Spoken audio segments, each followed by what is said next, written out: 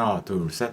여러분은 살면서 본인의 행동으로 인해 사람들과 멀어진 적이 있으신가요? 제가 오랜만에 가볍게 인간관계론으로 유명한 데일 카네기의 말을 가볍게 요약한 책을 읽어봤는데, 와, 이거 당연한 건데 여태 잊고 있었을까? 고전임에도 이게 엄청 기본적인 거지만 이걸 지키지 않아 저를 포함 많은 사람들이 주변 사람들과 멀어지는 것 같다, 이 생각이 들더라고요. 그래서 오늘은 카네기가 말한 인간관계가 틀어지는 실수에 대해 제 경험과 생각을 이야기해볼게요. 첫 번째는 자신의 잘못을 감추는 것이라고 해요. 카네기는 어리석은 자는 잘못을 감춘다고 합니다. 아무래도 자기 잘못을 인정하는 건 자존심이 상하죠. 잘못을 인정하면 더 욕을 먹지 않을까 싶고, 무거운 책임을 짊어지는 거다 보니까 나의 잘못을 제대로 직면하고 받아들이는 건 어려워요. 그래서 그 순간에는 불편하고 힘든 감정을 빨리 벗어나려 남 탓을 쉽게 하게 되기도 합니다. 그러면 당연히 타인과의 관계가 멀어질 수밖에 없죠. 안 멀어질 수도 있는 관계도 멀어져요. 그리고 잘못을 인정하지 않는 모습을 삼자로서 보게 되면 회피를 한다 느껴서 답답함이 크더라고요. 회피의 대표적인 말로 나 원래 이렇게 해, 이런 말로 내 잘못은 아니고 정당화를 하는데 이게 멋이 좀 없더라고요. 그래서 그런 모습을 보고 거울 치료가 되기도 했습니다. 이 카네기는 그래서 타인에게 잘못을 지적당하기 전에 스스로 먼저 비판하라고 해요. 그래서 제가 기억이 나는 게, 예전 무한도전 이 명순을 12살에서 노홍철 아저씨가 학교 성적으로 엄마에게 혼나지 않으려고 먼저 스스로 자책을 했다고 해요. 나는 망했어, 이 내 인생 아무것도 아니야. 이러니까 엄마가 아니야, 넌 잘 될 거야 하면서 맛있는 음식을 주면서 위로를 해줬다고 해요. 이게 물론 카네기가 말한 정직하고 겸허하게 방상을 하는 거라기보다는 이제 혼나지 않는 방법, 이거에 더 가깝지만 그래도 꽤 힌트가 되는 일리 있는 방법이구나, 이걸 보여준 거죠. 그래서 저도 이걸 알고 저의 실수에 대해 제대로 직면하고 먼저 인정을 해보니까 그 순간에는 좀 마음이 힘들기는 한데 이 나중에는 떳떳하기 때문에 불편함 없이 이 속이 시원해지는 것도 있어요. 이제 두 번째는 명령하는 건데요. 이렇게 해라, 저건 하지 마라, 이렇게 명령을 하는 것보다는 이 부분은 어떻게 생각해? 이렇게 하면 좀 더 좋아질 것 같은데 어때? 이렇게 물어보면서 제안을 하라고 해요. 아무래도 명령보다는 제안이 나에 대해, 나의 상황에 대해 이해해주려고 하고 먼저 들어주려고 하는구나,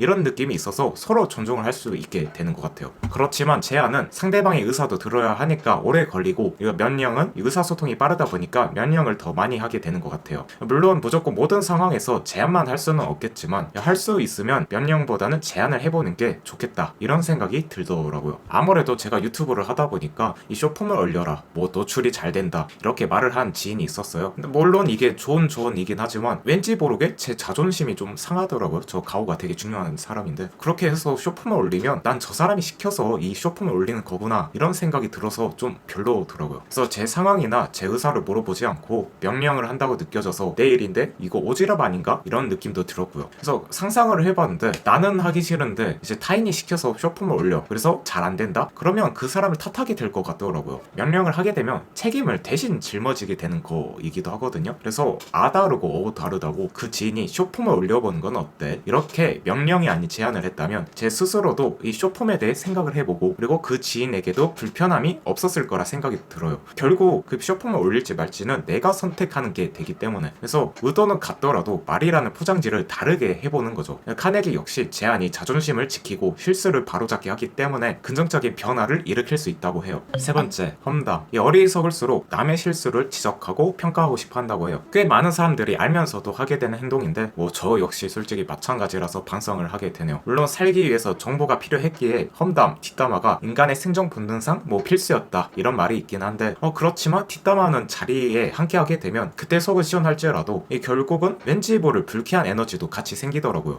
그래서 뒷담화하는 걸 인간의 본능이다 하며 당연하다 합리화하기보다는 최소 자랑스러워할 거는 아니다, 이렇게 생각을 해요. 벤자민 프랭클린은 자신의 성공 비법이 다른 사람을 험담하지 않고 모든 사람의 장점에 대해 말했다고 하는데, 솔직히 그 사람이 싫은데 그 사람의 장점을 이야기하는 건 어려울 거라고 생각을 하거든요. 그래서 장점에 대해서만 이야기는 못하더라도 다른 주제로 넘어가든가 해서 험담은 좀 피해야 하지 않을까 싶어요. 적어도 제 에너지를 싫어하는데 쓰는 건 낭비이니까요. 네 번째, 내 관점으로만 보기. 포드 자동차를 만든 헨리 포드는 성공 비결은 타인의 사고방식을 이해하고 내 관점뿐만 아니라 상대방의 관점에도 바라보는 것이다 라고 말을 했다고 해요. 즉 상대가 원하는 걸 알 필요가 있다, 사람의 관심사는 언제나 자기 자신이기 때문에 이게 단순 명쾌하지만 쉽게 잊히게 되는 말이라고 생각을 합니다.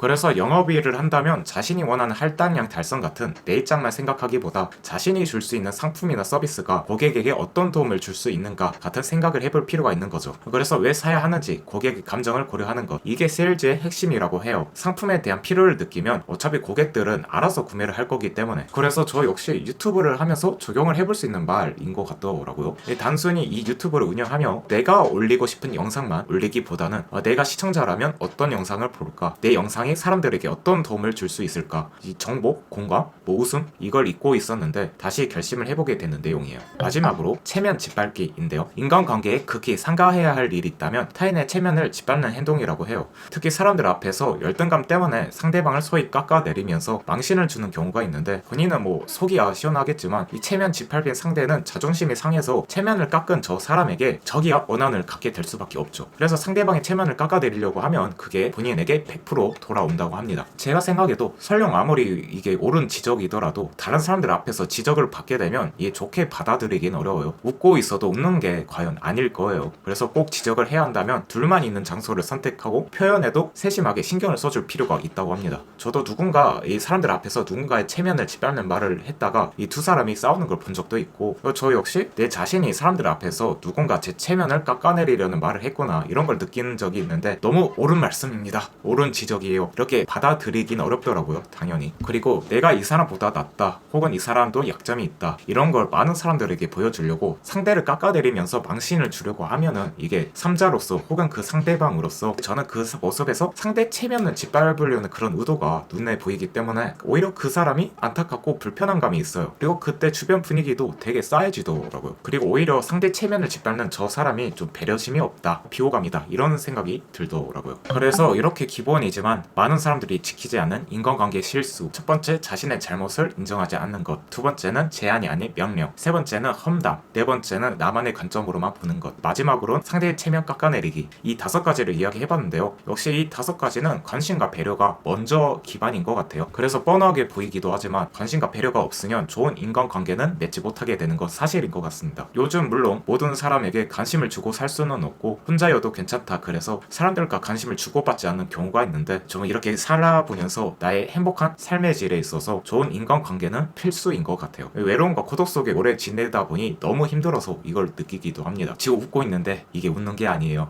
그리고 설령 지금 아무리 친한 사이더라도 이 배려와 관심이 없거나 부족해지면 이 자연스럽게 좀 사이가 틀어지거나 멀어지는 것 같더라고요. 사실 저는 친한 사이면 더 생각해볼 부분이 아닐까 싶어요. 초면인 사이에는 아무래도 서로 잘 몰라서 배려를 당연히 하게 되지만, 가까운 사이일수록 오히려 편해서 이 편함이 만만함으로 변질이 되기도 하더라고요. 그래서 잘못을 말 안 하게 되기도 하고 미운 부분이 더 많이 보이게 되고, 그래서 남 탓을 하게 되고, 그게 익숙해지다 보면 결국 관계는 끝. 그래서 관심과 배려가 물론 에너지가 많이 쓰이지만 우리가 무리 않고 내가 가진 에너지 선에서 나에게는 물론이고 상대방에게도 잘 사용하면 행복한 인간관계를 맺을 수 있기 때문에 이 도움이 될 수 있으면 좋겠습니다. 오늘 말한 내용이 좀 도움이 되지 않을까 생각을 합니다. 영상은 여기까지고요. 다음 영상에서도 우리의 삶을 건강하고 행복하게 해주는 이야기로 돌아오겠습니다. 지금까지 카멜레용이었습니다. 조, 댓, 구, 알.